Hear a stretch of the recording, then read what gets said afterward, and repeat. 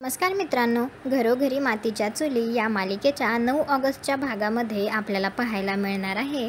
जानकी देवाच्या पाया पडत असते आणि तिच्या डोळ्यात अश्रू येत असतात आणि ती देवाला प्रार्थना करत असते की कुठे असेल माझी आई, प्लीज मला काहीतरी मार्ग दाखव. एवढ्यात दरवाजाची बेल वाजते. जानकी दरवाजा उघडून पाहते तर ऋषिकेशने गोडाऊनमधून काही बॉक्सेस मागवलेले असतात. ते घेऊन 3 माणसे आलेली असतात. जानकी नीट पाहते त्यावेळी तिच्या लक्षात येतं की त्यातील एका बॉक्सला लताबाईच्या हातात ज्या बांगड्या असतात त्या बांगडीचा तुकडा लागलेला असतो आणि तो बांगडीचा तुकडा पाहून जानकीच्या लक्षात येतं की आई गोडाऊनमध्ये असेल. जानकी लगेच गोडाऊनमध्ये तिच्या आईला शोधण्यासाठी जाते.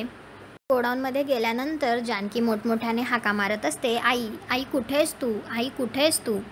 लताबाईच्या तोंडाला पट्टी बांधलेली असते, परंतु लताबाईला जानकीचा आवाज ऐकू येत असतो. तर मी इथे आहे हे सांगण्यासाठी लताबाई शेजारी ठेवलेले बॉक्सेस डोक्याने खाली पाडते.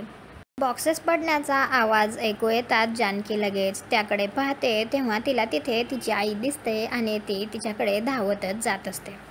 मला काय वाटतं, आता जानकीला तिच्या आई भेटेल ना, का त्याआधीच आणखी ऐश्वर्या काहीतरी घोळ घालेल. आता जर जानकीला तिची आई सापडली म्हणजेच कोर्टामध्ये जानकीच केस जिंकेल. यावर लताबाईने जर खरं सांगितलं आणि तिने जर ऐश्वर्याचं नाव घेतलं तर ऐश्वर्याला शिक्षा होईल का? कॉमेंट करून नक्की सांगा. व्हिडिओला लाईक करा, आपल्या मराठी मालिका चॅनलला सबस्क्राईब करा. भेटू उद्याच्या भागात.